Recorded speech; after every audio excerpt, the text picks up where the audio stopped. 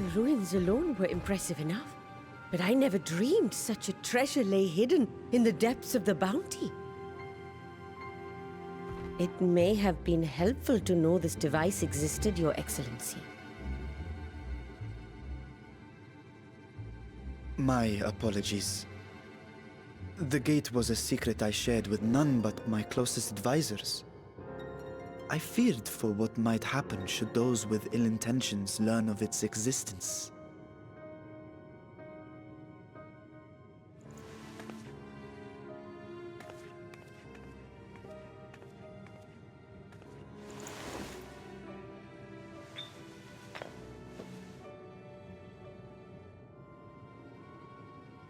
What is it you're doing now? There's something I wish to verify. The NOAA reports claim that a short stint into the void carries little risk of etheric imbalance. Should one suffer an injury, however, or if one's expedition drags on longer than intended, that risk becomes significantly greater. Graha theorized that a warding scale would confer protection from the void's corrupting influence. But I would prefer to test that hypothesis before we set foot in the 13th ourselves. So, this is an experiment of sorts? Yes, an experiment. Tell me, how would you go about testing the efficacy of the warding scale?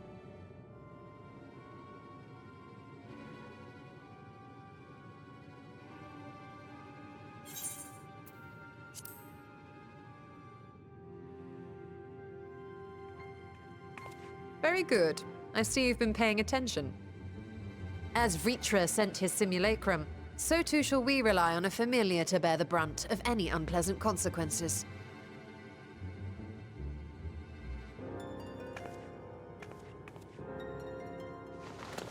Now, a lowly imp can navigate a fissure, no matter how narrow. Which means an arcane entity of similar stature should be able to manage the same.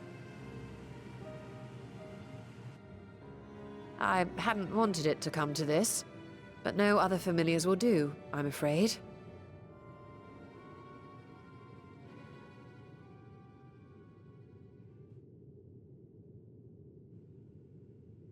I mislike the sound of that. What manner of fiend does she mean to summon? From ocean rise and cloudbank form, from mountain spring and rainfall storm, from river flow and life be born.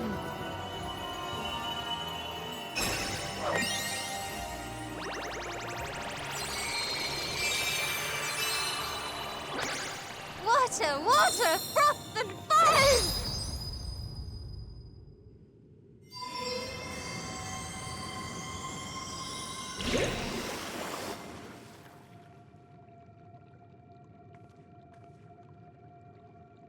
Ready your arms.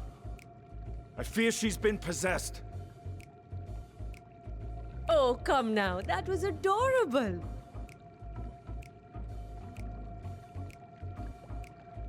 Water, water, froth and foam! Time to play!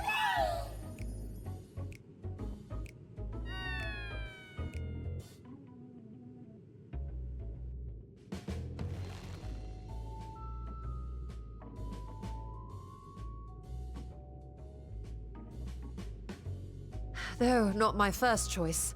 These familiars I conceived of as a child have the best chance of fitting through the gate. I only wish my younger self had considered a more dignified ending to the creation ritual.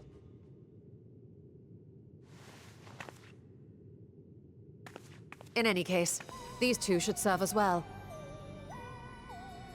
This one will bear a warding scale.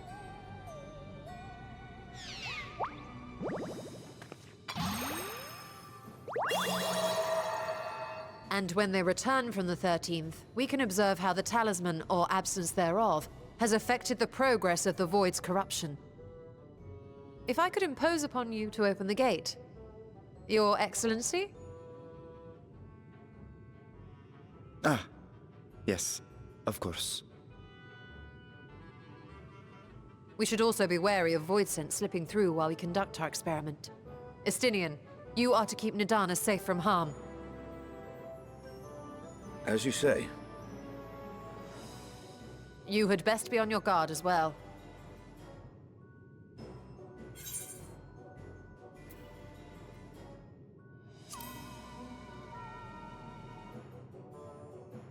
And we are glad for it. Let us begin, shall we?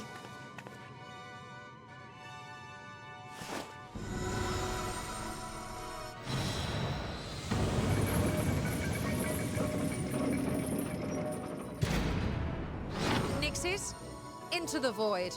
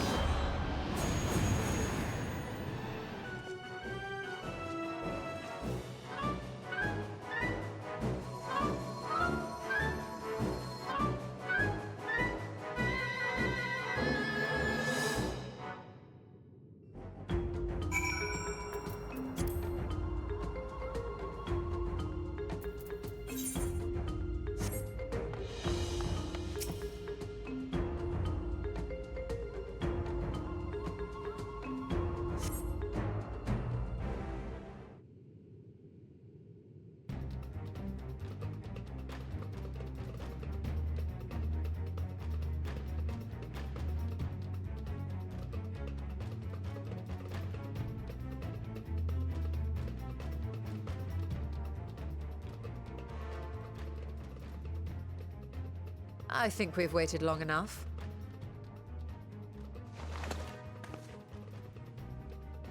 Nixies, return to my side.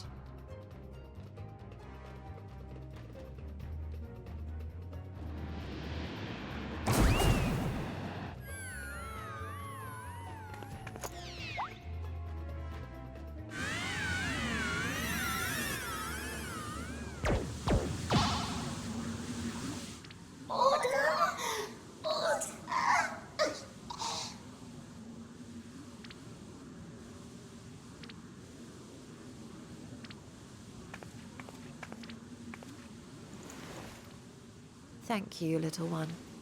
You did well.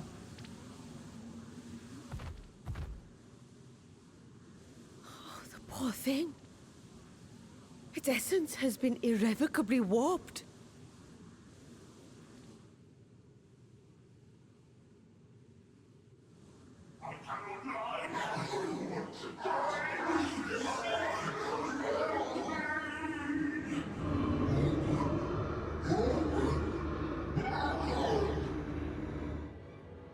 We're out of time!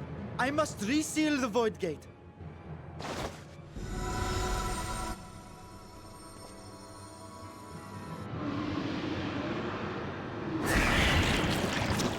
They're coming through!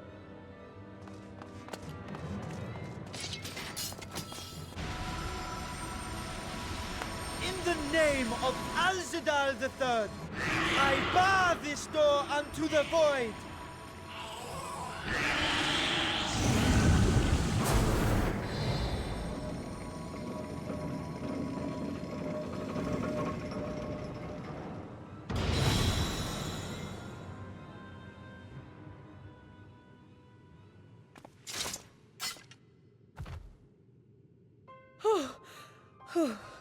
Well, that was a sharp lesson in the dangers of void gates.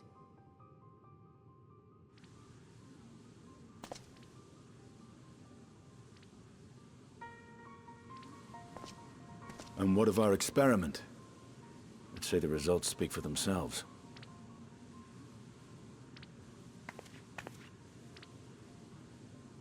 The unprotected Nixie has suffered extensive etheric corruption. As Nidana observed, it's well on its way to becoming a void scent. The one merged with the talisman, however, appears unaffected. I sense no changes to its equilibrium. Rest now, little ones.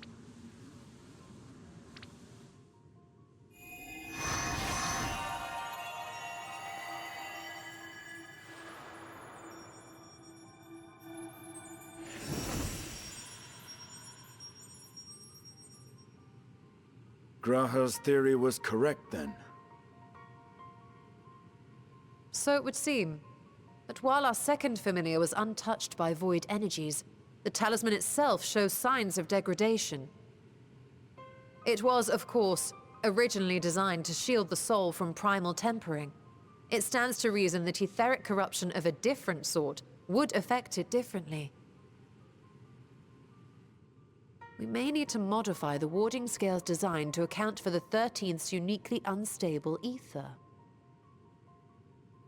You've said much of the Void's instability, but my imagination fails me. What manner of place is this broken world? Ah, my apologies. I forget that not all of us spend our days sequestered in dusty archives. The 13th is a reflection of the source that was drowned in a flood of darkness. In Emmett Selk's own words, this tragedy was a result of the Ascians' attempts to force a rejoining. They erred in their haste, and made of that world a useless void.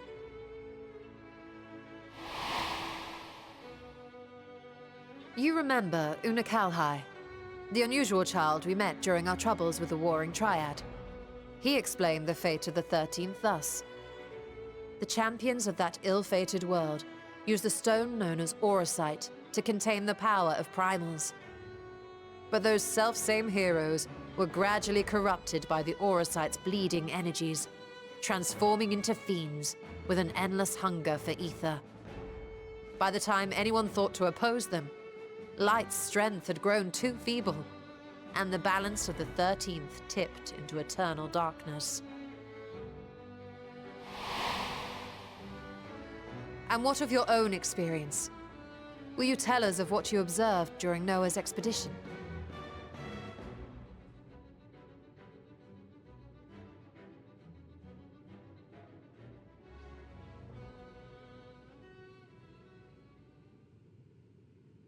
I can picture it now. The sunless, Stygian expanse, infested with legions of ether-starved monstrosities. A void in every sense of the word. What you have described in such lurid detail is exactly why I hesitate to encourage you.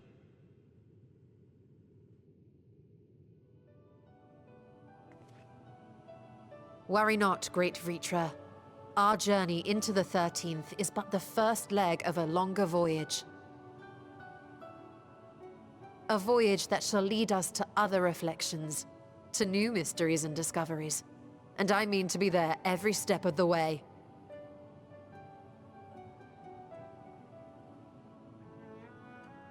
But first I must focus on refining the warding talisman. Then I can begin work on constructing an artificial Atomos. Or I could, if I had the relevant manuals to hand. Might I be so bold as to request access to the Satrap's family archives?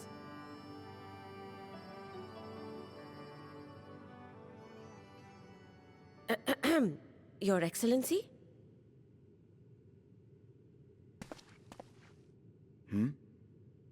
Oh, yes. That can be arranged. I will speak to my officials upon our return.